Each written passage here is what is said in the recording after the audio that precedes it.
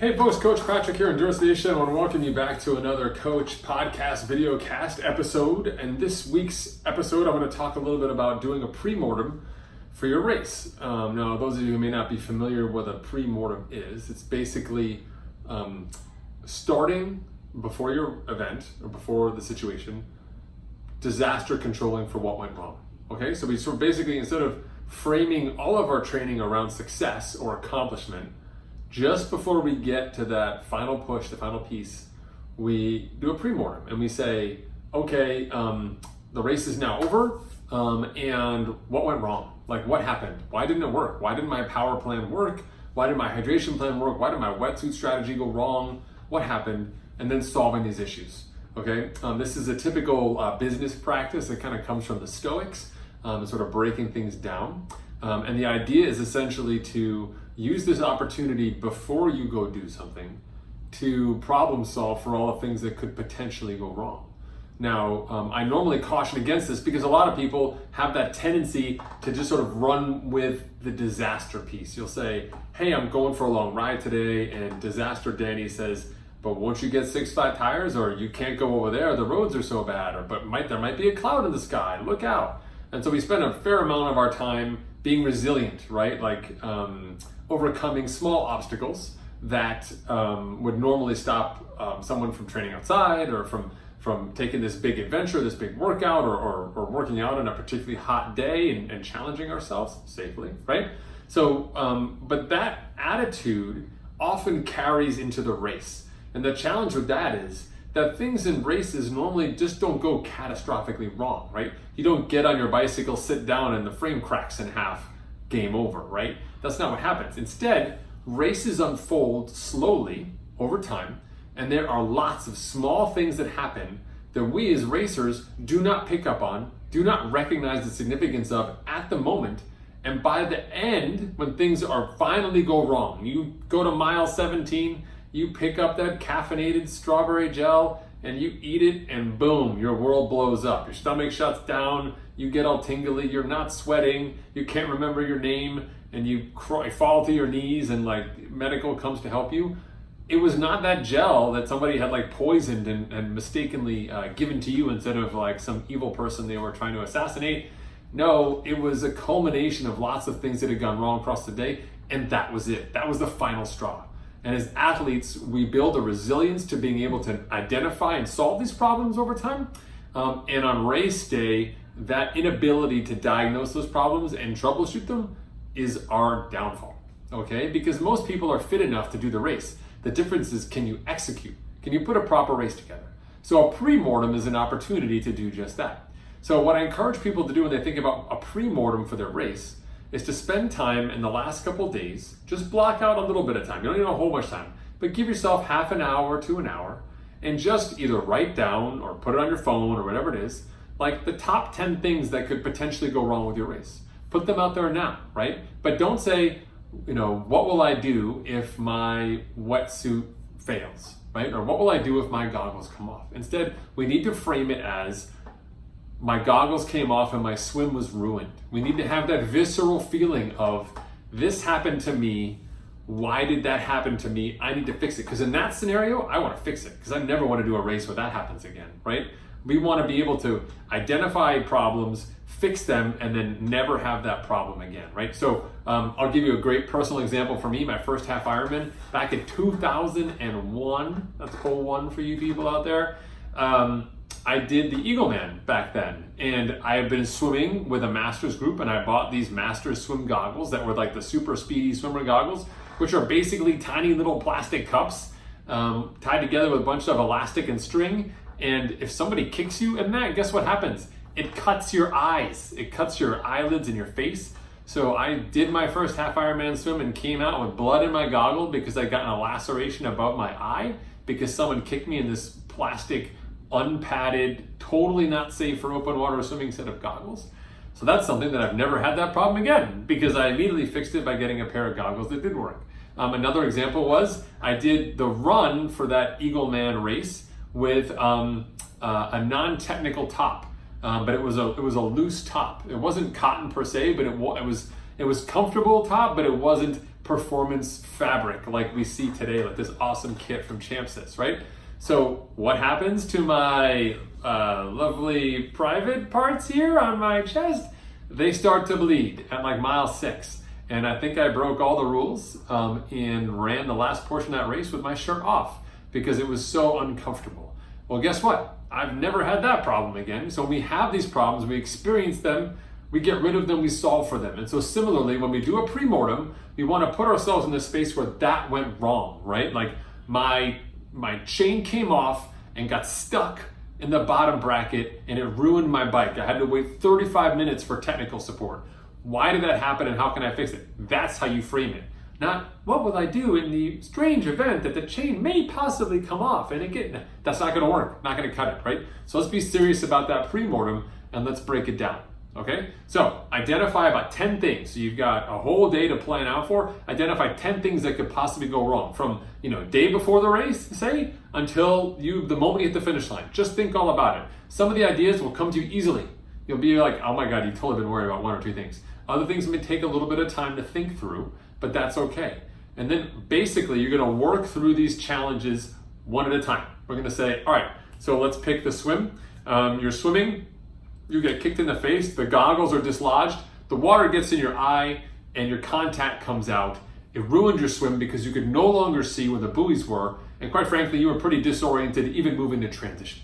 So how are you gonna fix it? Because your race was ruined, your swim was ruined. What are you gonna do next time, right? So, number 1, in this scenario, if you get kicked in the face and the goggles are dislodged, as a person swimming freestyle, you can easily just extend one hand out and really finish off here and just roll over onto your back. You can keep kicking your tiny little feet so people know that your head is not a different colored buoy that they want to punch.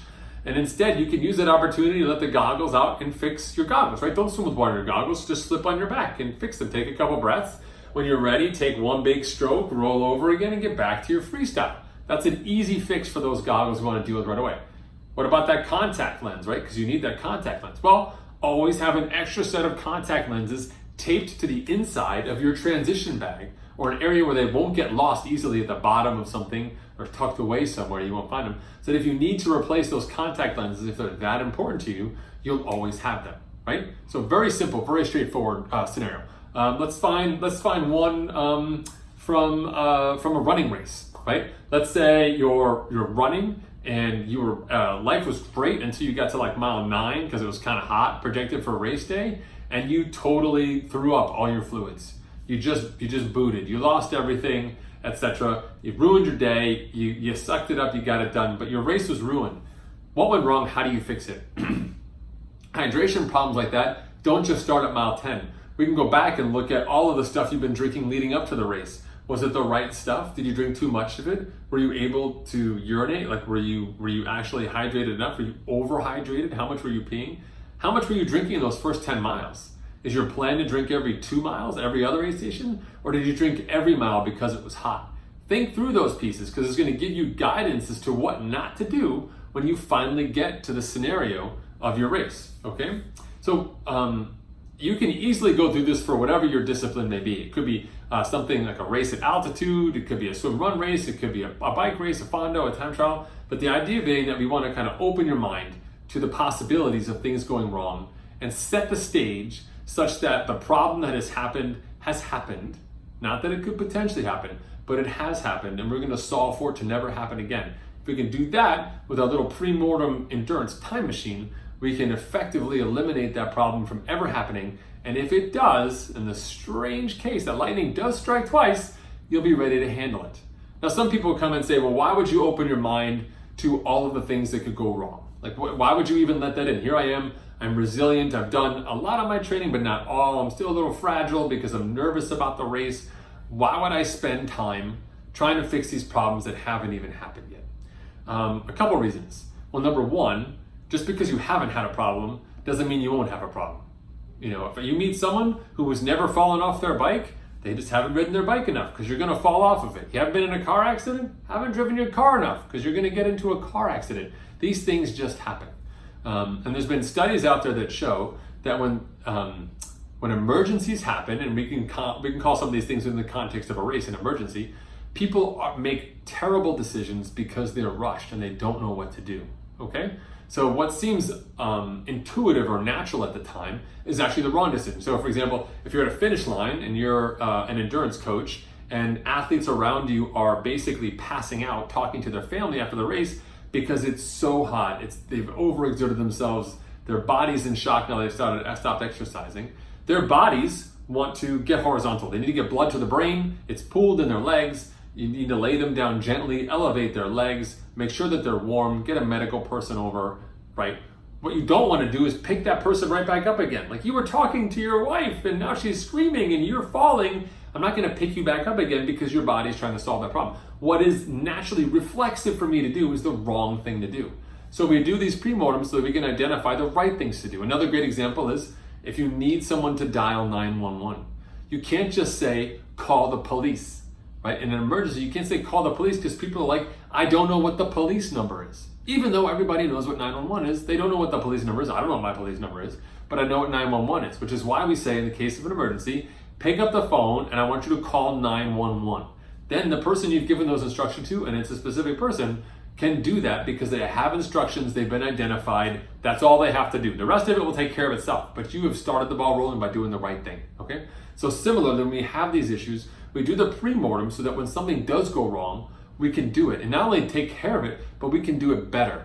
Let me give you an example from the triathlon world, okay? So getting a flat tire is like every triathlete's worst nightmare. It means you've got to take all the equipment off your bike, you got to take the tire off, you got to fix it, you got to check and see if there's anything else inside the tube. It's a time-intensive process. Even the best folks take 2 to 3 minutes, from stopping to getting back on their bike again. And it's usually not a very pretty process. And the cost of messing it up is high because if you don't find what caused the puncture, you could easily waste your CO2 cartridge or waste a valuable tube, and you may not have more than 2 of those. Some people only race with 1. Some people race with none. And so you don't want to get it wrong.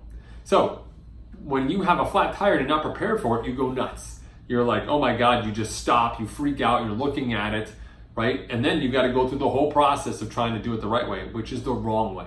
So let me walk you through how I handle having a flat tire on race day, so you know. So I'm riding along, I figure out that I have a flat tire. I can hear it, I can see it, I can test it on my bike, I can bounce up and down. There's no more bounce in that back tire. First order of business is shifting my rear derailleur all the way to the smallest cog because I need it to be over there so I can get the tire off. So before I stop moving, I do it while I'm on the bike. I don't want to get off the bike, then have to shift, then pick up my bike and pedal the chain over, right? So I do it while I'm riding, okay? Then I get my leg off my bike safely on the side of the road, right, where I'm safe, so I'm out of the way of the course. What's the next thing I do? I eat something, right? Because on race day, I need to eat. The best time to eat is when you're not exercising. I'm about to spend 5 minutes not exercising. I better do it now. I can't do it when I get on the bike and start jamming away full of adrenaline. I gotta do it now. So I get some food out and I eat it, right? Then I take my helmet off because I'm gonna be using my helmet as a place to hold all of my tools as I take them out of my kit. So all my stuff goes inside my helmet so I don't lose my chuck or my CO2 cartridge somewhere in the grass or on the side of the road, right? Then I take my tire off, I get the tire lever, pull it off, pull out the tube, throw it down, check the rim, the inside of the tire, make sure that's all clear, seat the new tube, make sure it's good, blow it up a little bit, test it, make sure it's all good, blow it up fully, put it in, lock down the skewer, spin it so I know it's not rubbing on anything, pedal it a couple times, looks good, put my bike back again, load everything back up that I need outside of my helmet back into pockets, etc. Helmet goes back on my head, I make sure that the road is safe behind me and I pedal away. My bike is fixed, I haven't lost any of my tools, I'm well fed and I'm ready to continue on to the next place where I can either get rid of my trash at an aid station or perhaps even pick up new supplies as I go. It's a very straightforward process, but it's not one you can really get good at unless you've already had a flat tire. Now I, having raced for 20 years, have had flat tires before. I don't like them, but I've had them. But you don't have to have a flat tire to be good at fixing one if you use something like a pre-mortem to make sure that you've done everything you need to do to be successful, okay? So I encourage you to think about your race, your next big event. Take a minute, sit down, and go through the pre-mortem. Diagnose what went wrong in those scenarios and come up with solutions for those items. And they will not only go inside your mental resource bank for when things do go wrong on race day, but it's something you may be able to even pre-fix, right? Get it solved ahead of time by incorporating that into your race plan. If you've got ideas for pre-mortems or questions or thoughts that you can't possibly come up with a solution for, visit us on Facebook. You can check us out at facebook.com/Endurance Nation, or if you're really fired up and you want to see the community, join our Facebook group at Endurance Nation Live, and you can talk with our members and connect with the coaches and understand more about how we operate, and we'll be happy to take your questions, give you an answer, and get you squared away. Best of luck in whatever your next big race is, and I will see you guys next week or online or at the races.